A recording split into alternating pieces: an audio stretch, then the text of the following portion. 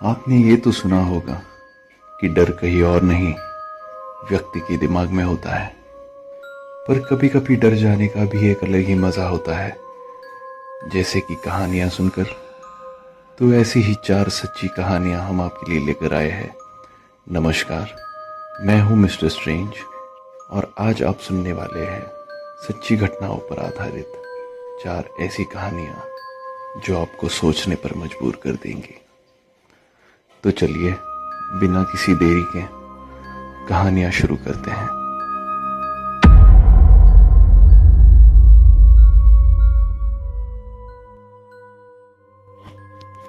मेरी रूममेट एक आर्टिस्ट है। उसकी कला में बहुत निपुण। दिन की शुरुआत और दिन के अंत तक वो अपने आप को अपने रूम में या फिर कहे उसके प्राइवेट स्टूडियो में लॉक करके अंदर अपनी कलाकारी करती रहती थी। वो हमेशा से कहती थी, जब तक मैं रूम से बाहर ना आऊं तब तक मुझे डिस्टर्ब मत करना। जब तक वो अपने रूम से बाहर आती थी, अक्सर तब तक रात के खाने का समय हो जाता था। जहां तक मुझे याद है, मैंने उसे 2 साल तक कभी बाहर जाते हुए नहीं देखा। ना ही उसके कोई दोस्त थे और उसकी शॉपिंग भी हम खुद करते थे। एक मैं और जो मेरी एक रूममेट थी, हम दोनों। उसने कभी हमसे 2-3 शब्दों से ज्यादा बात भी नहीं की। वो अपने में ही रहती थी। कभी कभी वो हमें उसने की हुई शिल्पकारी दिखाया करती थी, जिसमें हर तरह के प्राणी, पक्षी और कुछ अतिरंजित मानवों के शिल्प भी थे। हालांकि उसका स्वभाव अजीब था, पर उसकी कला बहुत ही अच्छी थी। कभी कभी लगता था कि उसने बनाए हुए शिल्प कितने सजीव लगते हैं, जैसे कि वो जिंदा है और हमें देख रहे हैं। बड़ा अजीब लगता था उन शिल्पों को देखकर, पर हम ये सोच के नजरअंदाज करते थे कि उसकी कला बहुत ही अच्छी है और वो खुश है। ये हमारे लिए काफी था। पर ये हमारी सोच बहुत गलत थी, क्योंकि महीनों बाद गर्मियों का मौसम आया और मैंने मेरी दूसरी रूममेट से कहा कि इजाबेल कुछ दिनों से बहुत उदास लग रही है। मेरी दूसरी रूममेट ने बताया कि वो उसे कल खाना खाने के लिए आवाज दे रही थी। तो वो उस पर भड़क उठी और बोली, तुम्हें कितनी बार कहा है मेरी रूम से दूर रहा करो, मार दूंगी तुम्हें मैं एक दिन। मेरी दूसरी रूममेट डर गई और बाद में उसे उसके लिए बुरा भी लगा कि उस लड़की को उसके अकेलेपन ने कितना पागल कर दिया है। खैर, हम फिर सोने चले गए और सुबह उठने के बाद यह एहसास हुआ कि गर्मी कुछ ज्यादा ही है और एक अजीब सी गंध पूरे कमरे में आ रही थी। मैंने देखा मेरी दूसरी रूममेट घर पर नहीं थी। वो अक्सर सुबह जल्दी उठकर वॉक के लिए जाया करती थी, तो मैंने सोचा कि आज भी वो जल्दी उठकर वॉक पर गई हो। मैं किचन में कोल्ड ड्रिंक लेने चली गई। मुझे लगा उस रूम में बंद इजाबेल को इस गर्मी से तकलीफ हो रही होगी, तो मैं उसके रूम में उसके लिए कोल्ड ड्रिंक ले जाती हूँ। उसे अच्छा लगेगा या फिर बुरा लगेगा, खैर जो भी लगे। हाथ में ड्रिंक का ग्लास लेकर मैंने उसका दरवाजा खटखटाया। 1 बार, फिर 2 बार। उसने नहीं खोला। फिर तीसरी बार दरवाजे को जोर से खटखटाने लगी तो धीरे से दरवाजा खुल गया, थोड़ा सा। जैसे ही दरवाजा थोड़ा खुला, एक अजीब सी गंध पूरे कमरे से आ रही थी, जैसे हजारों चूहे मरे पड़े हों। कमरे में भी कुछ ज्यादा रोशनी नहीं थी। मैंने आवाज दी, इजाबेल, इजाबेल, कहाँ हो तुम? मैं तुम्हारे लिए कोल्ड ड्रिंक लाई हूं। अंदर से गुर्राने की आवाज आई। कुछ सेकंड में कंफ्यूज हुई, पर फिर खिड़की से आती बाहर की धूप की रोशनी से रूम उजागर हो गया। तो मैंने देखा कि इजाबेल, हाँ वही इजाबेल जो कलाकार है, उसके हाथों में उसके हाथों में मेरी दूसरी रूममेट का कटा हुआ सर था जो खून से भरा हुआ था।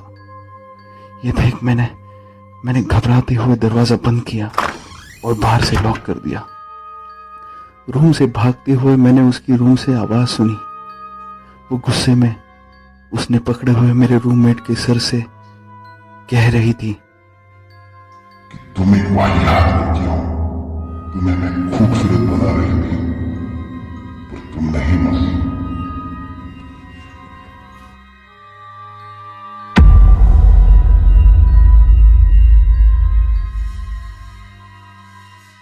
मेरा नाम एरन है और मैं मैनहट्टन न्यूयॉर्क में रहता हूँ। मैं 18 साल का हूँ। मैं कुछ दिनों पहले अकेला छुट्टियां मनाने अर्जेंटीना गया था 3 महीने के लिए। मुझे 1 हफ्ता हुआ वहां पर और मैं एक दिन अर्जेंटीना के ब्यूनोस एयर्स में घूम रहा था। मुझे इतनी स्पेनिश आती थी कि वहाँ के लोगों से बात कर सकूं। और फिर रास्ते में एक आदमी मेरी तरफ बढ़ा और स्पेनिश में मुझसे पता पूछने लगा। मैंने उसे कहा, मैं यहाँ नया हूँ और मैं नहीं जानता उस पते को। फिर उसने पूछा कि क्या मैं टूरिस्ट हूँ और यहाँ घूमने आया हूँ। मैंने कहा हाँ। तो वो खुश हुआ ये कहते हुए कि वो भी एक टूरिस्ट है। उसने प्रस्ताव रखा शहर को साथ घूमने का और मैं भी अकेला बोर हो रहा था तो उसका प्रस्ताव मैंने मान लिया।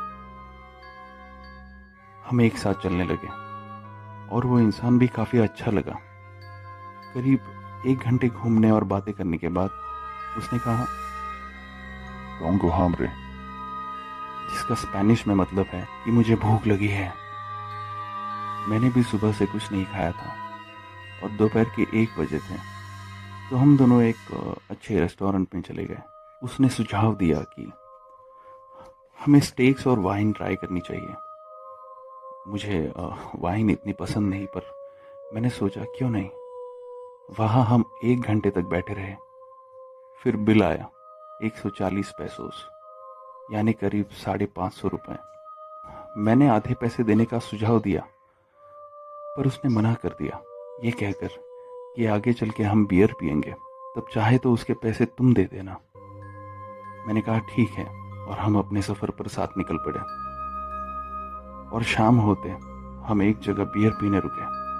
वेटर 1 लीटर बियर जार लेकर आई। हम उस बियर को एंजॉय करने लगे।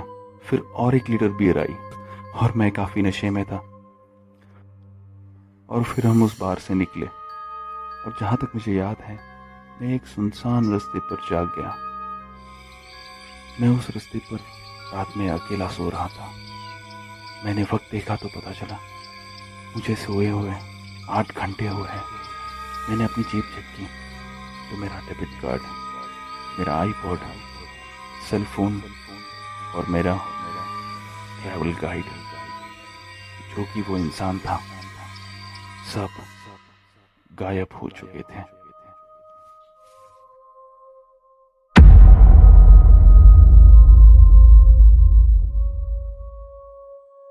जब मैं करीब 16 साल का था तब मैं और मेरा जुड़वा भाई हम दोनों सुबह सुबह घरों में जाकर न्यूज़पेपर डाला करते थे। मुझे याद है गर्मी के दिनों में जब हम एक घर में पेपर डालने गए तभी उस घर से एक अजीब गंध आ रही थी। हमने ज्यादा कुछ नहीं सोचा और वहां पेपर डालकर वहां से चले गए। 3 दिन गुजर गए और अब उस घर से आने वाली दुर्गंध घर के सामने वाले रास्ते तक आ रही थी। हम थोड़े रुके और देखा हमने डाले हुए 3 दिनों के पेपर वही पड़े थे। हमने सोचा घर पर कोई नहीं होगा और इस बार हमारे हाथ में जो पेपर था और नीचे पड़े हुए 3 पेपर, ये सारे उठाकर उन्हें दरवाजे की कड़ी पर लगाने का सोचा।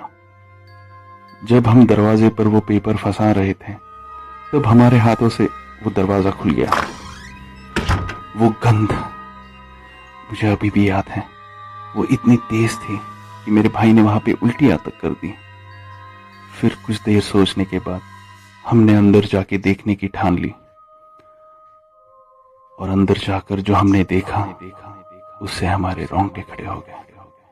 अंदर उस घर में रहने वाला आदमी, जो एक बूढ़ा आदमी था, उसकी लाश जमीन पर पड़ी हुई थी और उसकी 7 बिल्लियां उसे नोच नोच के खा रही थी।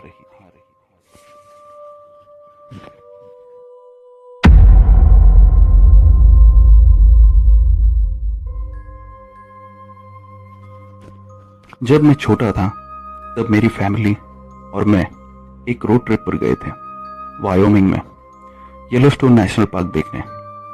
वो बहुत ही खूबसूरत जगह है और अगर आपने नहीं देखी है तो एक बार जरूर देखनी चाहिए। बहरहाल, तो हम कैलिफोर्निया में रहते हैं और वहां से येलोस्टोन नेशनल पार्क तक की राइड कम से कम 17 घंटे है। सो हम अपनी गाड़ी में बैठ निकल पड़े। हमें वहां पहुंचने में कुछ दिन लगे क्योंकि हम रात होते ही किसी होटल में रुक जाते थे और सुबह होते ही रास्ते पर निकल पड़ते थे। मुझे याद है कि ऐसी ही एक शाम जब हम रोड पर थे तो मेरे पिताजी ने कहा कि हमें वहां पहुंचने में वैसे भी काफी वक्त है और इस बार रात में कहीं रुकेंगे नहीं और गाड़ी चलाते रहेंगे। ये सुनकर मैं और मेरे भाई और बहन सब काफी एक्साइट हुए। रात के वक्त सफर करना, जहां रास्ते के दोनों तरफ घने पेड़ और जंगल है, यह हमें बहुत एडवेंचरस लगा। रात के करीब 10 बज चुके थे और मेरे पिताजी अपनी नींद को काबू नहीं कर पा रहे थे और बीच में झपकी भी ले रहे थे।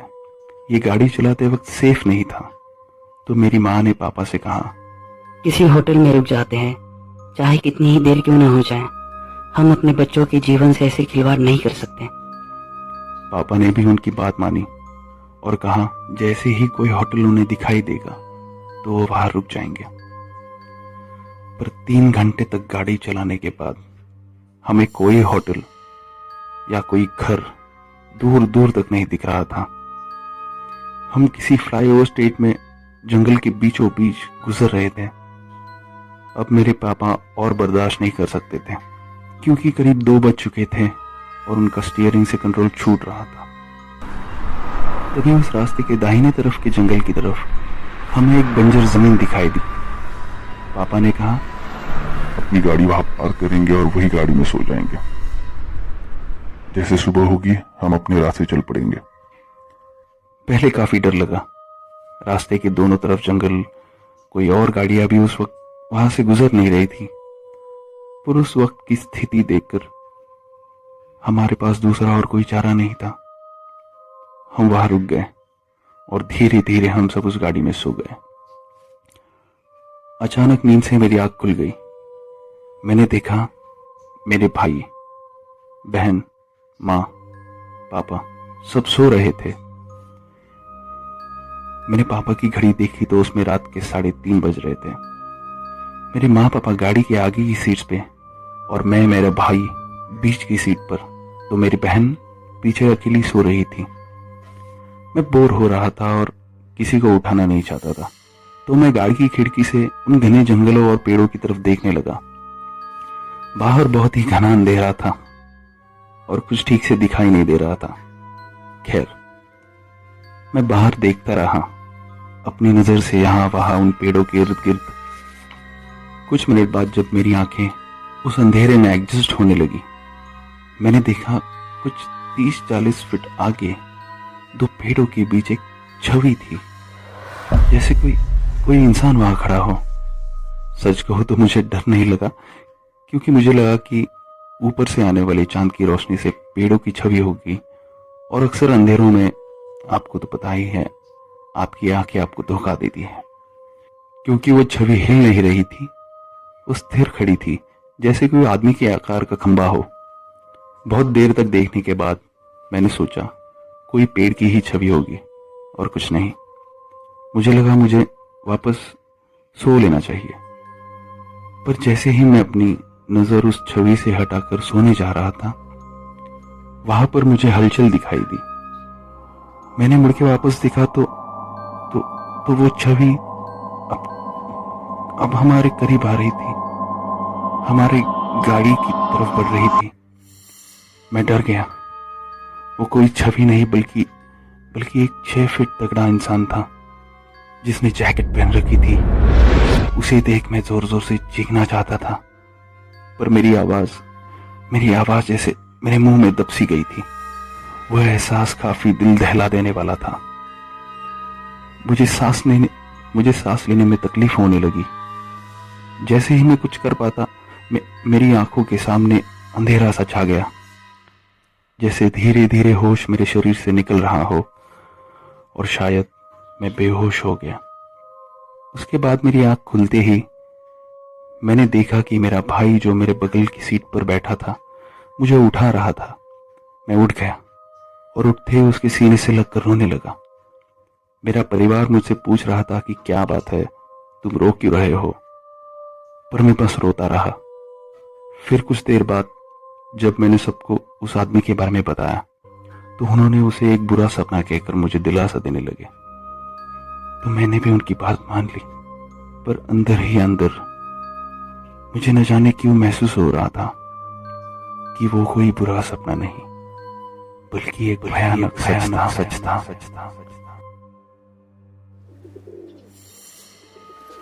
तो आज की कहानियों का सिलसिला यहीं पर ख़त्म करते हैं। आज की कहानी आपको कैसी लगी आप हमें कमेंट बॉक्स में बता सकते हैं।